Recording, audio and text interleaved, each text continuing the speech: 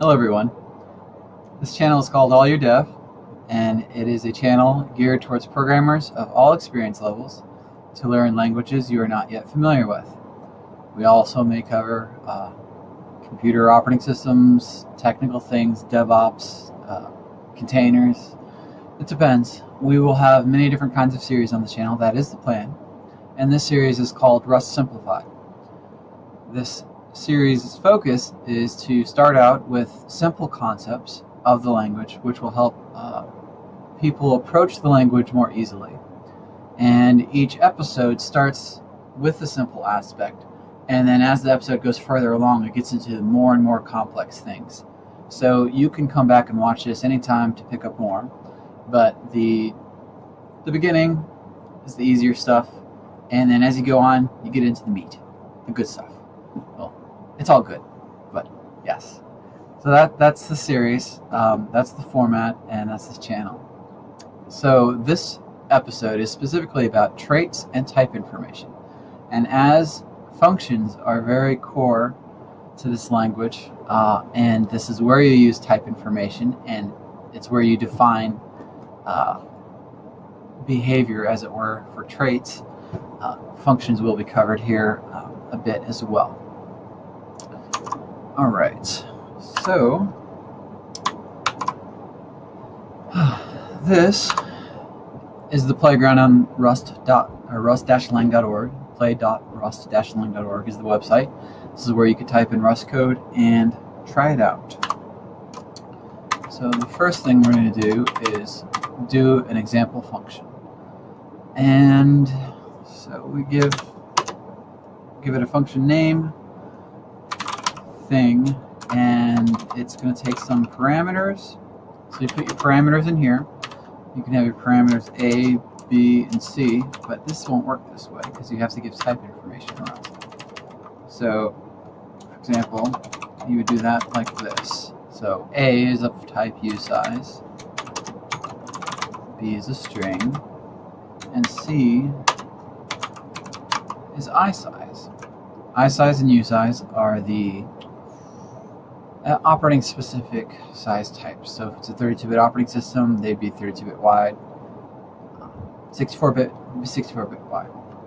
Then if you want to define a return type, you do that after the arrow, and we'll just say size, and use the curly braces to define the block of code, or the code context of everything that's executed within the function. So in this example, you could just return A, and in Rust, if you're not using something, you should precede it with an underscore. So we are going to demonstrate this method, and if you watched the first episode, you know that to print something, you use the println macro, curly braces to insert the item, and a comma separated list for everything that you're inserting. Oops. Let's see. And since we have a usize, we'll do a 4. String will be string, and lastly 5 for the isize. Now this should print 4, because 4 is the first item, the usize item, and that is the returned item, which is defined, the type is defined here. So when we hit run, here we have 4. Alright, so since we're not really using any of this, that's just an example of what you can do with type information. Now if you wanted to change the type, we really shouldn't cover that this episode, but they have ways of doing things. That's just a quick and dirty change, and we got it. Of course, remove out the parameters that are no longer defined, and there you go. So usize and isize has negative numbers, and usize does not. Let's see what happens if we. All right, let's try this.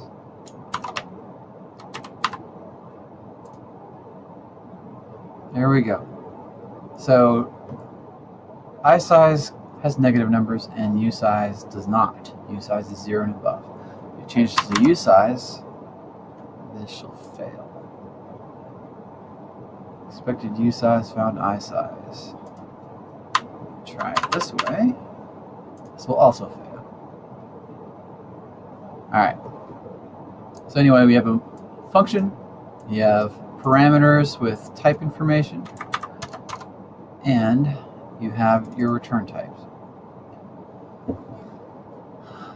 Alright, let's show borrow. Now, there are lifetimes and borrowing in Rust. That's how you don't have to free things from memory manually. It's because you do have like an ownership system. So for this, we'll use string as a simple example. And we're going to borrow a string, and we're going to return, well, it'll be a new string. So all we're going to do here is clone, and that'll be the return. Now, to use this, we're going to create a variable, and I'll explain why the ampersand here symbol is here shortly. First, let's see it in action. So we're going to create a variable named x, and then cf dot string. All right, and we're going to say let y equal, and we're going to pass in x with ampersand in front of it. And now, let's try printing y. Alright, so this worked. And what I want to show you is this. Let's see, let's copy this line.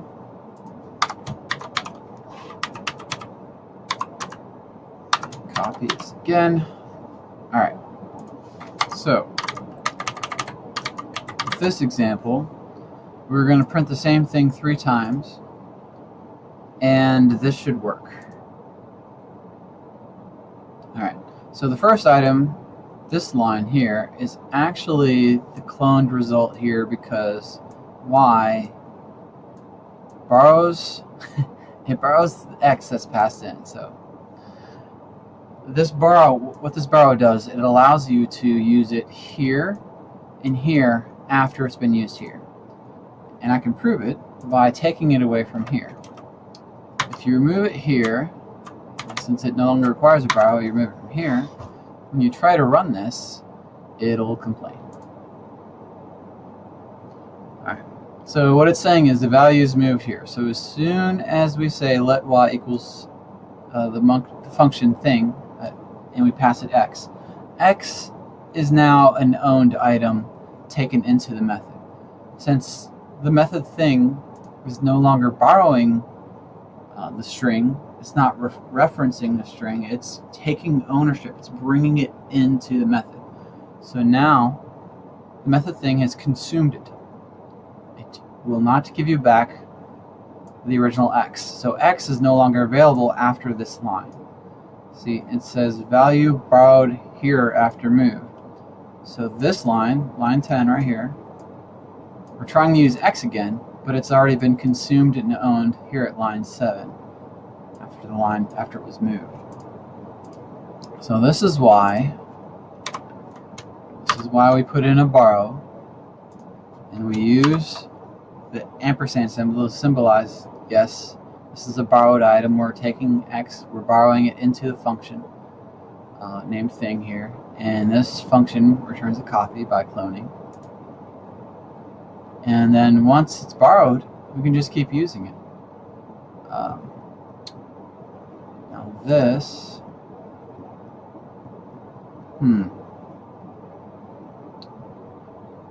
this technically is kind of like this. I think the println macro is borrowing here. Can I prove it? I think I am proving it because I'm using it I'm using it here after here, which indicates that it sees this as a borrow, and you can still use it here. So, yeah. All right. So what I was just saying, right, quickly, is the ampersand we're using here, we don't actually need it in the println macro, because println knows to use it as a borrow here. It's not taking ownership. All right, so that's a quick and basic borrow example. Let's see. And now let's get into traits. We'll create a struct, and this struct will have nothing in it. It's just very basic struct named cow. And we're going to have a trait, and we're going to call it voice. Alright, in this trait, we're going to define what we expect of this particular trait. This particular trait will have a function called voice.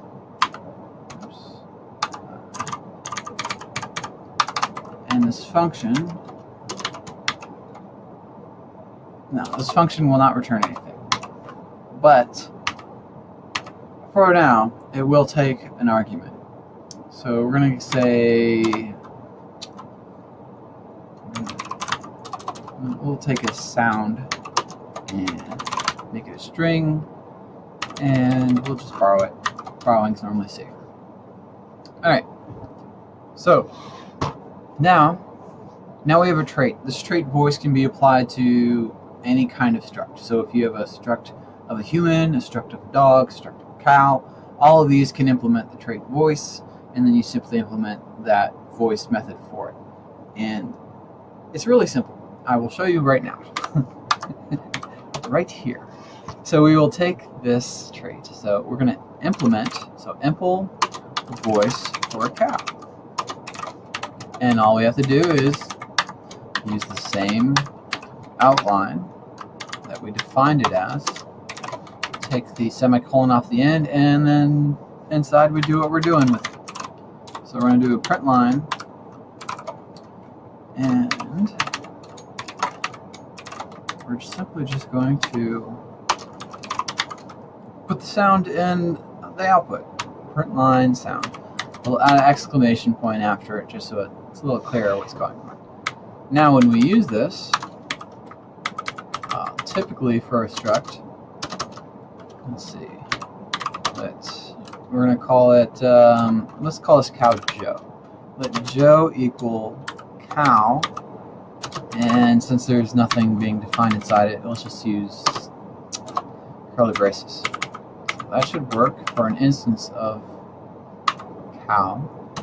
Now, one thing I will quickly say, when you don't have any attributes inside this struct, this is kind of like a singleton instance. So it behaves the same as if it's both an instance and if it's a class, if you're familiar with Ruby or similar languages where instant methods are defined one way and class methods are defined another way. A struct that doesn't define anything within it is kind of like both being the same thing at once. So, and what I mean by that is, since voice is now defined on cow, if you wanted to call the instance method, you use the dot method. So dot voice. So on the instance of cow, you use dot to call instance methods. And we need a string in here, so say moo to string. So toString is one way to do a string. Another way is string from. String from. Alright, let's go ahead and run this. This should print it out. Voice is not found for this. Implement voice for cow.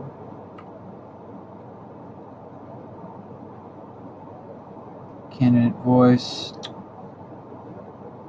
So you need to use voice. Alright, when you want to use a trait, you have to specifically say you're using the trait. So this is correct. Use voice. So now that we're using voice, cow should have the trait voice, which defines this method available within our current scope. Method voice not found on this.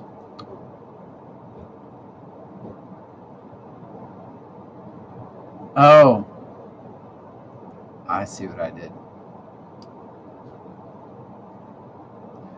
Alright, so whenever you have an instance method, instant methods always define self. And there's two ways you can do it. You can just write self,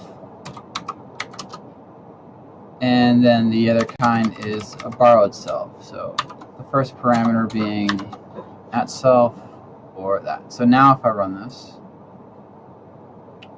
trait method declared without self. Use self and import. Oh, yes.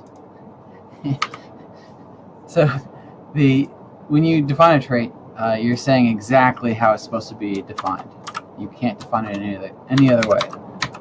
So these have to match. This line and this line has to match. So now if I run, expected reference, found struct.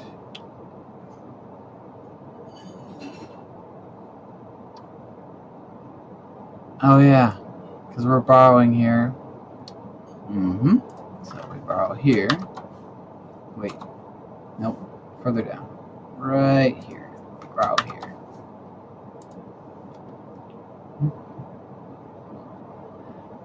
Joe is not used.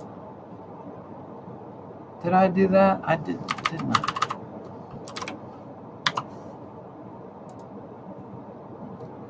There we go. Okay, so I've overcomplicated this, and I apologize for that. Let's simplify this. Alright, so to simplify it, I was trying to show how an instance method would look. So like if you have an instance of cow, which is Joe, you can call the instance method with the dot. And this is borrowing the instance of cow because it's got the ampersand before self. So Joe is being borrowed once this method is called. And if I used it inside here, so anytime you write self inside the method and you do some method call on it, so some method, you had some method name, some parameters, whatever. Whenever you call this, it's calling this method on a borrowed version of self. So Joe being borrowed inside voice, so this is Joe, and then some method being called on Joe. What's nice about this borrow is that because of that, you can use Joe afterwards and the ownership is not consumed. Now, if you remove this ampersand like this, now as soon as you call this method voice here, then this instance of Joe is taken and owned. The ownership is consumed into the method. So self is no longer borrowed. The reference is not referring to something that's going to be returned to the outer scope. The value is taken ownership of and brought into the method here. And so the second time you try to call it won't work because it was used above. This method is not actually defined, so we'll remove this. So that's basically instant methods. I might cover that again briefly soon. Let's remove this now. So if you don't have self defined as the first parameter in a trait, then what you have is kind of more like a class method. It's not on an instance, it's on the struct itself. So now you don't use the instance of Joe. I mean, technically it's still just a struct. Now you would just say cow : voice. So now if you do this, now it works. But you don't have an individual, you don't make multiple instances of the same thing, it's just the one thing. Alright, now let's create this struct a little more creatively. It's not a word. Alright, so we're going to give let's see. Let's call it phrase. We're going to give it a phrase. The cow will always say a phrase. So when we create a cow, it'll own a string. We're not borrowing a phrase. We're owning a phrase. Now we're going to change our trait voice so it doesn't require any parameters, and it won't return anything. So we'll change this here. But since it needs to get the information from somewhere, and it's an instance method, we're just going to do @self. Now, here at the print line, we will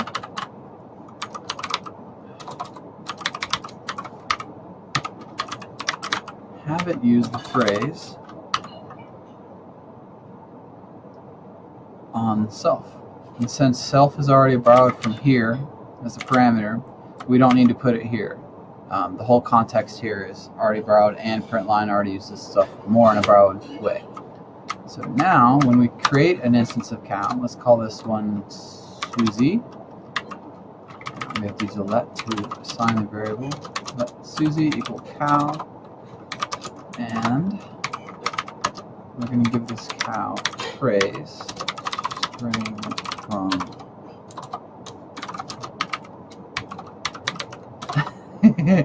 Mew.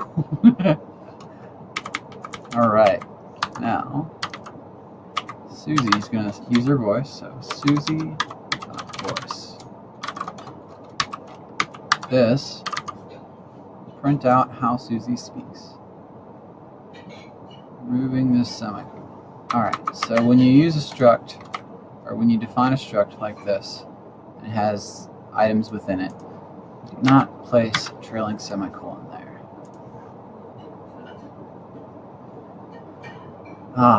And typos. Typos happen.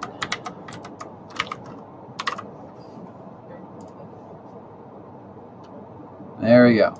Susie has a peculiar way of moving. Alright, now if we can have Susie move multiple times,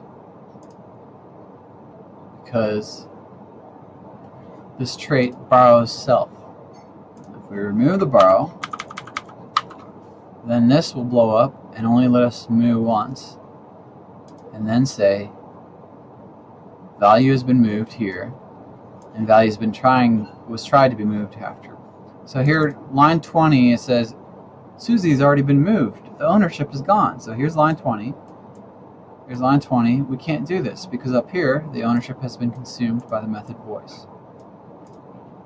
So this looks more simple than the earlier example, but now you have a brief idea of ownership, defining a trait, basically a template for a trait, and implementing that trait for an item like a struct.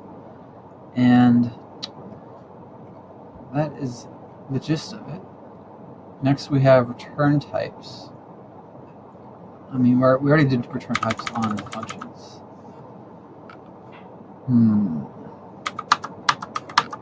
Let's see. Before we do that, let's do something. Let's cover a trait a bit more. So right now, if we want to print what the cow looks like, let's do print line. And we're going to have a cow in here. We'll just call this one Jeff. And of course, you need to insert it like that. Now, what println does when you have an item after the comma and you're using the curly braces inside the quotes, is it's trying to call the display attribute or the display trait on the item. Let's see, Jeff isn't defined yet, so let's define Jeff. Jeff equal cow, and the cow's phrase is moo. Has to be a string though. Oops.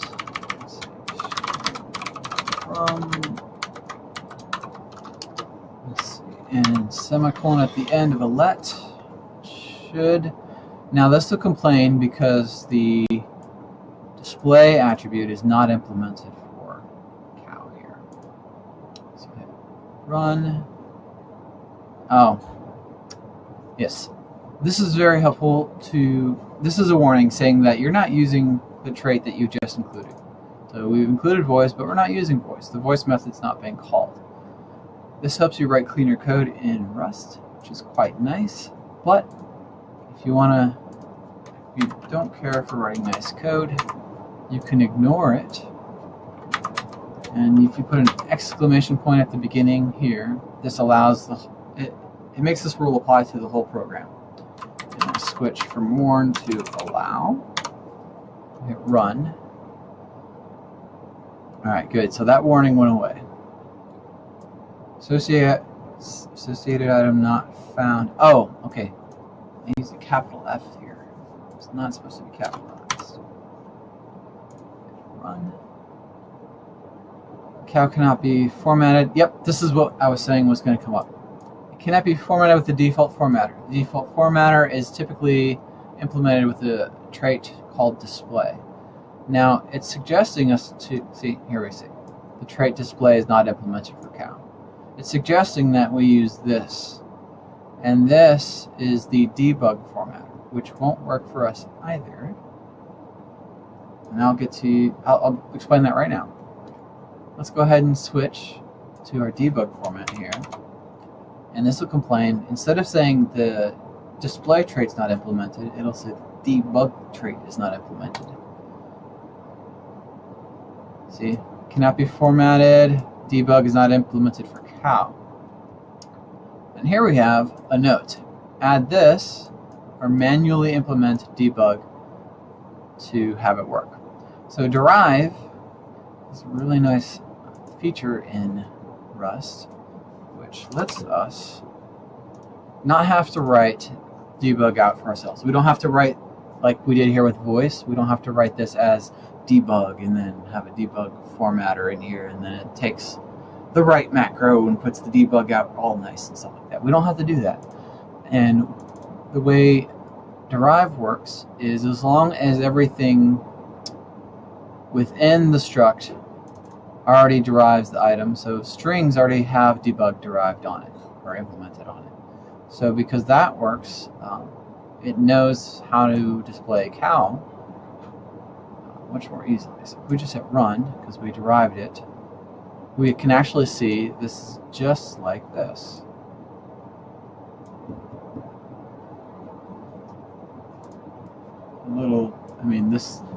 This is the display format of a string. So yeah, this is what a debug looks like. And you can derive several things. So we can also derive copy. Copy, because string has the copy trait implemented on it.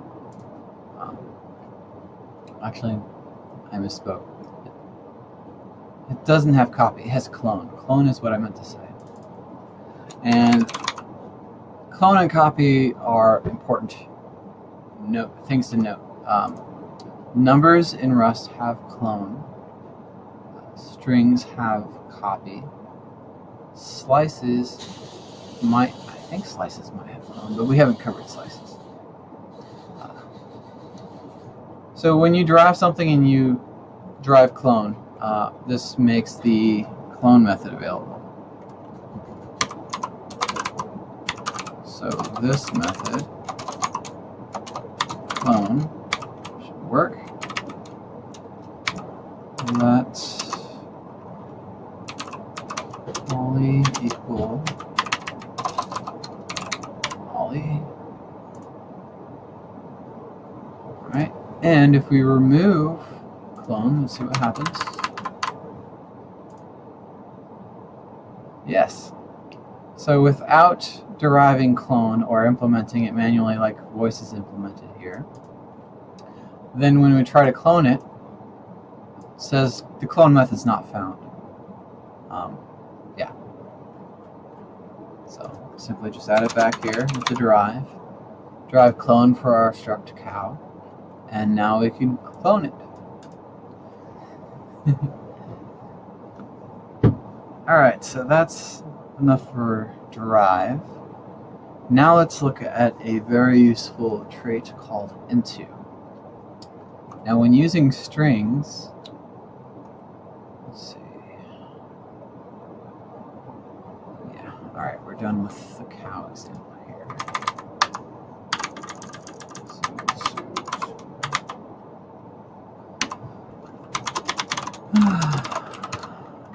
Alright, so we're doing the into trait. So let's define a function. We'll call it a printer. Printer is going to take a string. We'll just call it S. But this string can be either a slice, which is different from a normal string, or a string. So first, let me show you what those types are like. If we were using a slice, it would look like, could look like this. Static string, a borrowed static string. Static strings typically live the lifetime of the program, or at least longer than the code that's being used within. So it's like a long life expectancy. If it's not static, some random lifetime like that. So this apostrophe is a symbol signifying that what follows is a lifetime. So the str type is it's kind of like let's see, we have heap and we have stack. So it's a slice, and if it's a static string, it's on the stack. Stack is the type of system memory. And if you use the string type of this is used on heap memory, which allows it to expand better if you want to grow it or something like that. So to be able to accept multiple types, well, let me show you first that you can't accept multiple types. First, let me do a string here, and let's just do a simple print. First, show you that it doesn't work. To do that, yeah, just print it. This will work. Printer. Hello. This will not work because the types do not match. Oh, comma. The debug's so helpful. Alright. Now it's saying it expected a string because we said we expected a string. This is the type information we're expecting. But it found this. It found a borrowed static string. String slice. So to make it a string, convert it here, like so, and then it works. But what if we just wanted it to be, static string? Then, in that case, we could just define it as static str, such as so, and this will work. But then we can't use our string type.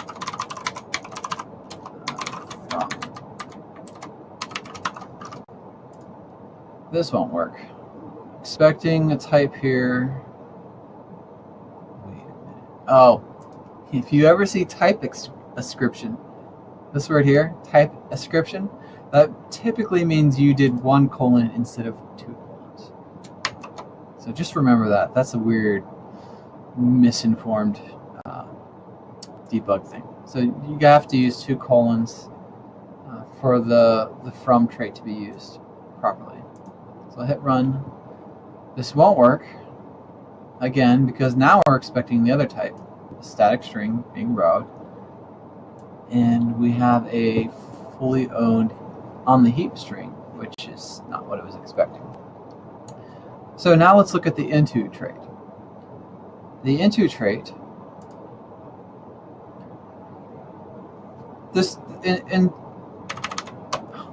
basically we'll have a type here. Alright, it'll be a type, some type.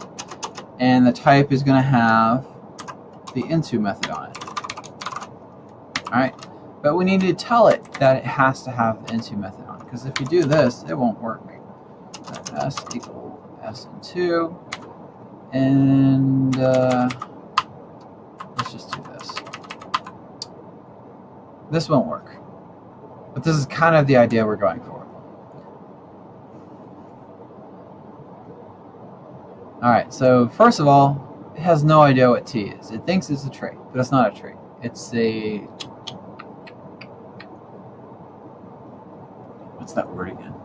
It's basically, it could be anything. It's more of a... is opaque the word? It's a generic. Generic's the word. Alright, so we put T here, so we're saying, hey, this is a generic we're going to be using. And this still won't work, but at least we know it will be able to find it. There we go. Cannot infer type. Alright, so now we have a T, but it doesn't know what the type is. So we want it to know that it has the into method on it. And the into trait implements the into method. So let's just say into. Now the into trait requires some type information because it's into what? What are you converting it into? So if I say into string, like so, this should work. Yes, it works. And remember, this is not string type. This is the static string. This is the borrowed static string. And it's being converted into an owned string. Into here. And technically, the into method defined for that is just doing something like this. Clone. Another one is to owned. So this won't work because to owned is not defined on an into. It's very specific about what you say you need and the method that you use and what you said that you needed has to be defined in what you said that you needed. So this won't work because to owned is not on into, even though it is on the string. See, it exists, but you didn't define it that way. Let's try that. I wonder if that'll work. To owned. What'll happen here? T as to owned cannot be formatted with default formatter. Okay. Now, this is another trait. This is useful information. So it's saying display is not implemented on something that says to owned. And that comes because of this macro we're using here, println. Like I said earlier, whenever you're using the curly braces within the println double quote, it calls the display attribute on the item it's putting in because it wants to be able to display. And we used debug in our example earlier. But for this, we just need to tell Rust, hey, we already know string implements display. It's one of the most displayed things there. So it not only needs to say that this type, whatever the type is, implements to owned on it, but we need to say it implements display. So we do plus display, and that, let's see, what's it saying now? So it would work if it knew what display we were referring to. So we're going to use display. Let's put it up here at the beginning.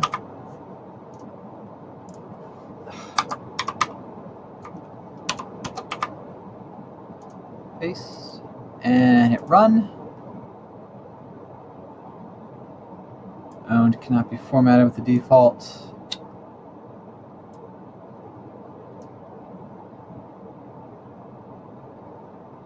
It's not implemented for to owned.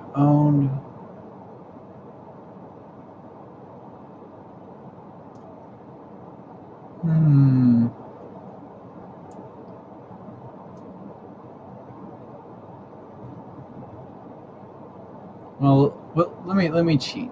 I want to show you this working, and so I'm going to remove that sized. It's another thing that's required when you're printing. Let's see if that works. That works. Okay. Since we're not calling to owned, we don't need to say that we need the to owned trait. I don't want to overcomplicate this. I want to keep this simple. So when you use the println macro, the items that you're calling need to at least implement the display trait and a size trait, because at compile time a lot of things need to have known sizes, otherwise you use there are things that don't require known sizes, like vectors and the heap memory string, and then slices and static strings require known sizes. And since this is a static string, we require a known size. But the nice thing about this printer method is that anything that just implements these two traits will work. So now it doesn't even have to be a string. You can do a number. Hit run, and the method still works. Alright, but let me get back to the into trait. The into trait was the one we really wanted to look at right here. So into an owned string. We went over what owned, at least owned method. We have to call that method because that's the trait we're requiring. S equal s dot into, and this might work if into string is implemented for number.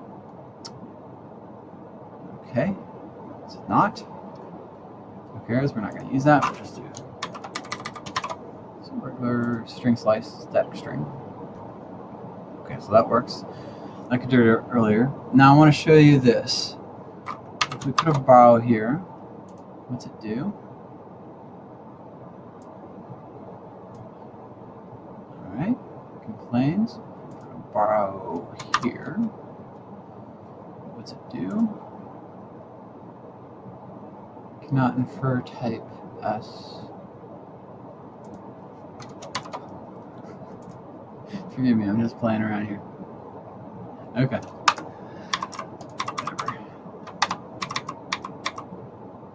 Alright, we covered into's nice. So this is static string, and it also works for the string from, show that it works, and then we can move on. Yes, so it works for any kind of string, basically anything that implements the into string type. And you could write your own into string for numbers if you wanted to make that work with the into a method that requires the into trait. Now, let's store that to a simpler looking one. And when you say that you're going to have a, what did I call that again? A generic. When you're going to use a generic, there are several different ways that you can do it. So one was this way. Another one, you still have to have T here. You can write where T is into string. So this is the same thing. This is the old school same thing. And it works. The newer way to do this is kind of nice. I like it. You can take out T altogether and just say that it implements into string. Alright, and run that, and it works. So this is cool. This is really nice. This makes things smoother and simpler and very nice. Alright.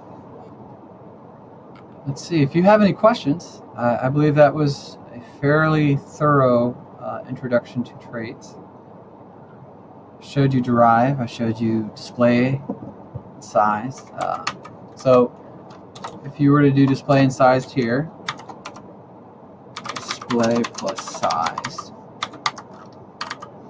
this would work as well. So impl, and then you do as many pluses as you want after for all the things it needs to implement. So something like clone. Alright, even though we're not using clone, it might even complain. Oh, yes. Use standard format display. It might complain about clone still. Oh, nope, didn't complain. Alright, so yeah, you just keep doing plus signs on all that, or you can go back with the generic T type, and it doesn't have to be T, it could be something else. Let's say, for example, since it's a string, we'll say S, And then if you wanted, do new line, say where S, and then it's display. And if you had multiple items, multiple generics, then you can do multiple wheres like this, where T,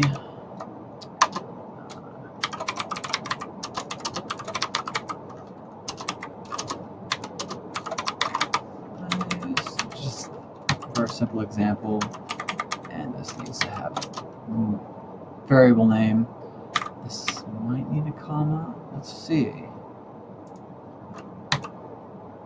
Oh. We need to say that we're using this here.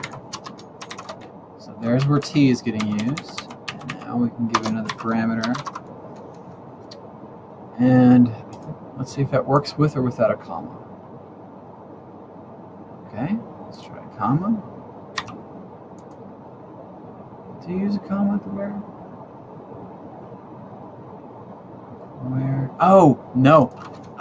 You don't use the word where multiple times. Yeah, that should be right. Yes. Okay, so you use where once. This is a typical way of writing multiple items, generics, traits that are required on the items that are being used. And they can be different. They don't have to be the same thing. So yeah, it's a method. So generics defined within the angle brackets. These are your variable names, so we can call it sample and test. It's just a name. They don't have to be single letters. And your generics here with the where definitions, or you could just, do the impl. Simple display plus size, something like that. Of course, you have to remove it from here, but it should work too, mixing them, the old school style and the new. But now we're not using S, so we only need to define T, and that works. Okay, so put any questions you have in the comment section below. Follow our Twitter account, allyourdev, with underscores in between the words. Feel free to check out the Patreon. We will have additional content added there, more like question and answers or some live streams, that kind of stuff in the future. This channel is geared at providing free content to you all to help those who couldn't afford it otherwise. But it's also how I plan to put, bread on my table and keep a roof over my head. So any help is appreciated. More episodes to come. I love the language Rust. There's much more to be said, and we'll get more and more into Rust. New languages will be showing up. There will be plenty of stuff on Ruby, and there's some challenges coming up, some entertainment, you could say. So look forward to it, guys. Thank you for watching. Thank you for being here. Please share, subscribe. Yeah, I appreciate you guys, and I'll see you in the future. Later.